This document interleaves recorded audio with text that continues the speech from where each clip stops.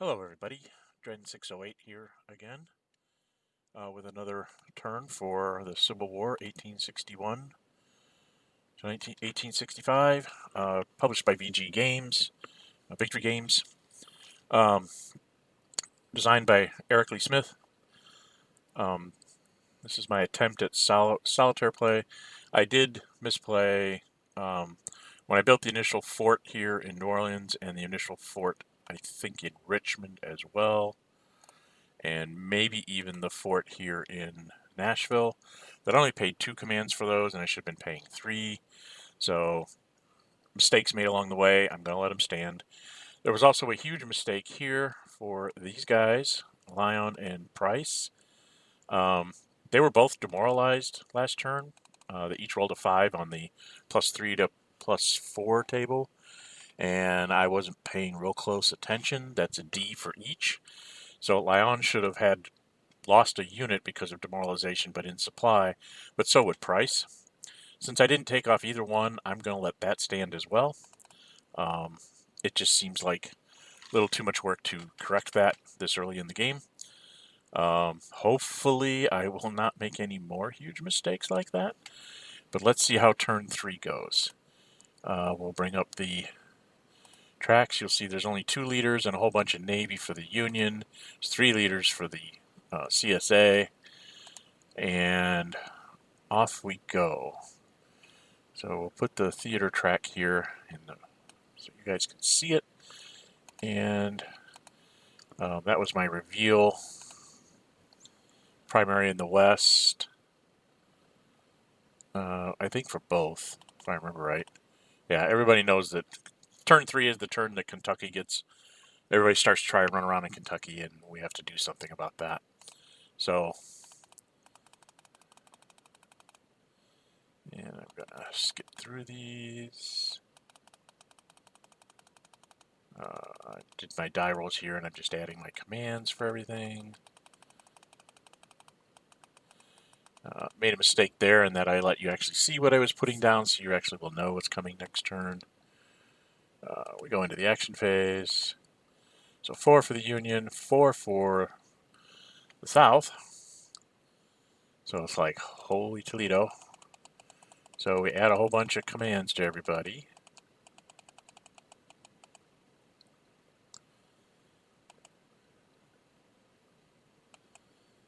Then 1 point split in favor of the Union. Took a Union leader.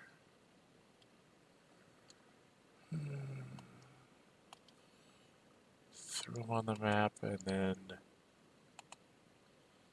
where did I end up putting him? There he goes. And it turned out to be Lyon when I figured out he was, and so I put Lyon's counter there.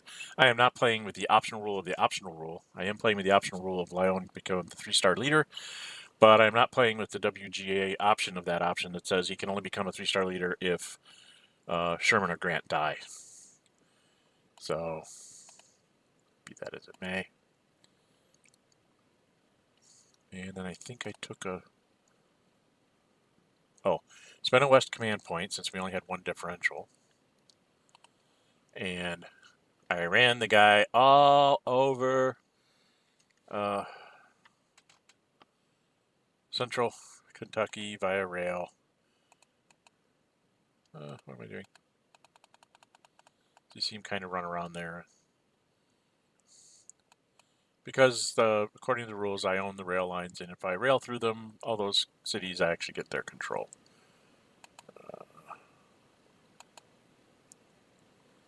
And I think I did not add the victory points at this point, which I'm supposed to do. Now we rolled again. Now it was a 10 to 3, so it's like a 7 die differential. Favor the South.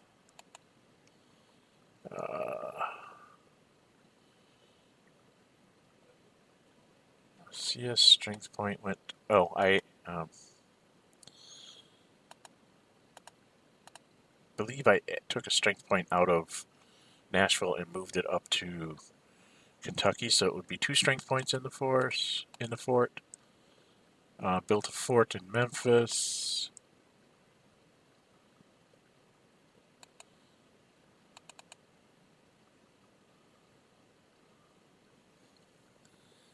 And then the U.S.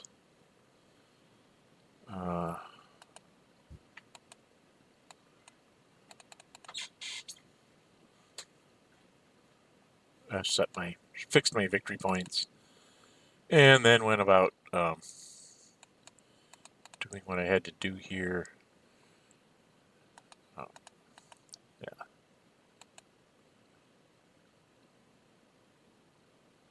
And I'm wrong here because the CSA should actually control Mill Strings and Paducah. I think I corrected a little bit later.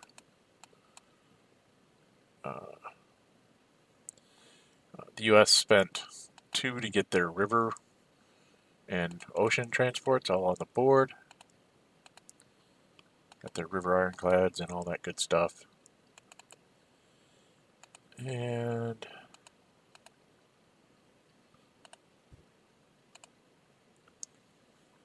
then I activated Grant.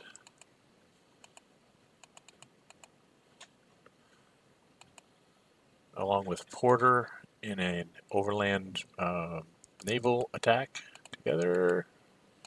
Maybe he moves into Paducah and then across the river, down and into the fort.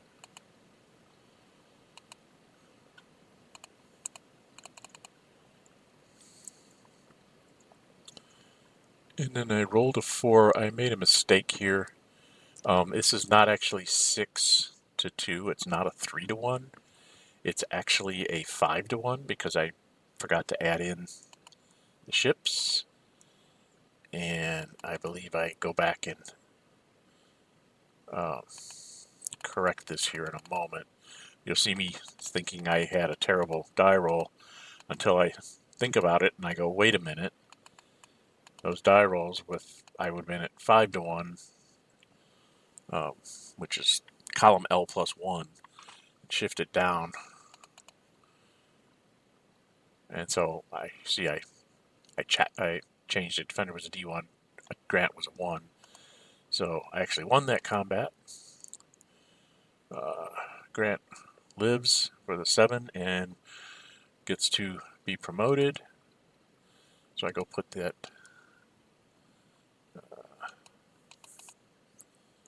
off in the box.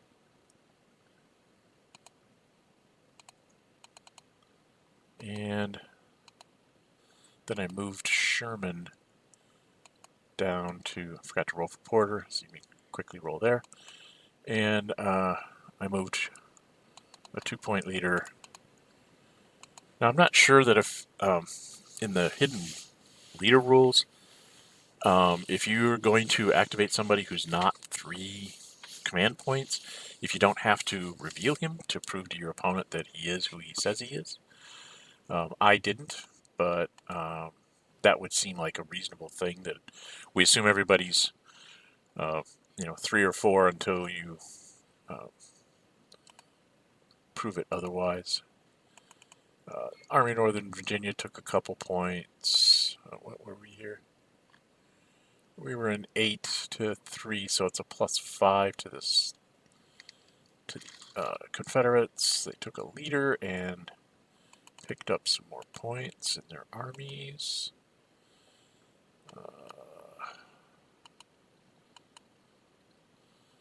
They marched that leader down to Mill Springs, so that I captured that as well. Oh, come on. And we went to Pulse 3, and we had a tie here at 6.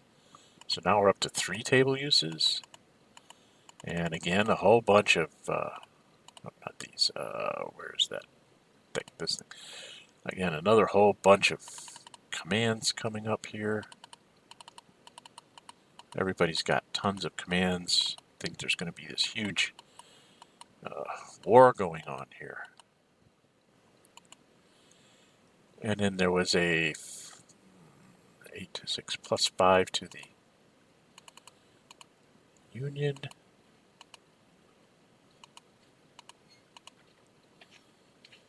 So I moved some armies into New Albany and then created the Army of the Cumberland there because I had Rosecrans there.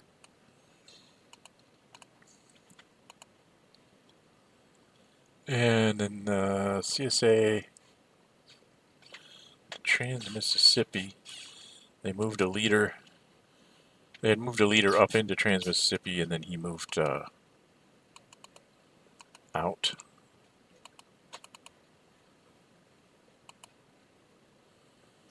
And then we did our next roll, and it was 9s. And 9s end the turn. So once again, wasted something on the order of 23 commands for the south and 22, 25 commands for the north. Didn't get all our strength points in, and the turn is over. Turn 3 has ended. So we put up the table, goes up, sea lift, didn't matter. And then I didn't get a chance to get a leader up to try and reorganize that strength point that was just southwest of the ironworks. He was demoralized, so he's removed because even though he's in supply, you have to remove one for demoralized forces, things I didn't do last turn for Lyon and Price. And we move on here. We reset all the command points and the die differential, and we're done. Now, okay, so doing a quick check here, and I've got to double check my victory points for the Union because they've got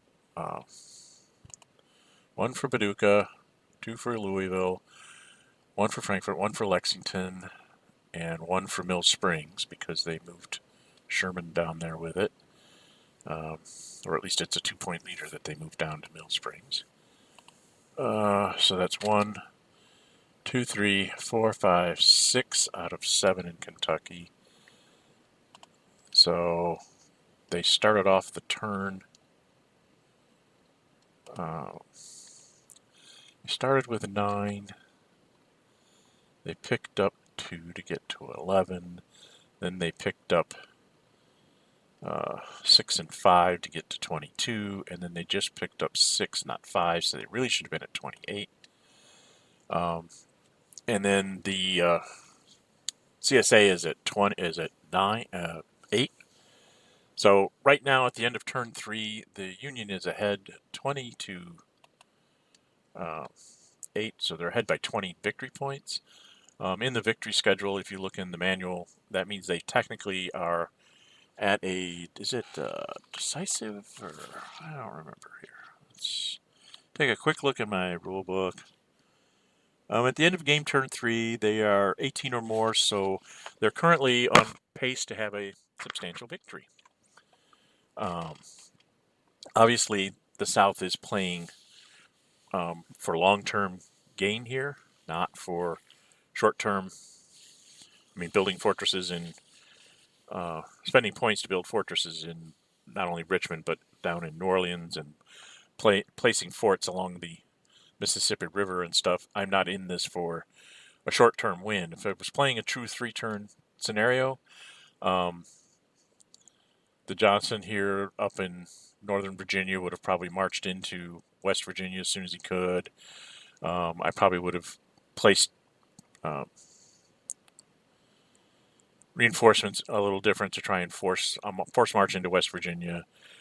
I didn't get the splits to be able to pull off a march into Missouri, but things would have been played much differently from my standpoint if I knew I was trying to win in 3 turns. But I'm not. I'm trying to win over many, many turns. So that's why you kind of see the way this is. Other than my faux pas on the whole combat here with Grant, when not realizing that I was actually like at a 4-to-1 table because of my boats being added. I mean, I shot at the boats, but I didn't add them into my combat, which you're supposed to do. So that was 4, and I had 6. So that was like 10 to 2 was a 5 to 1, and then shifted 2 to the left. So um,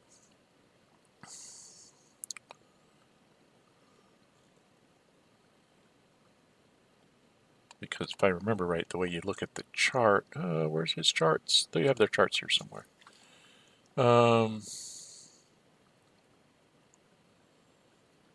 Combat differential, I would have had a 10 to a 2.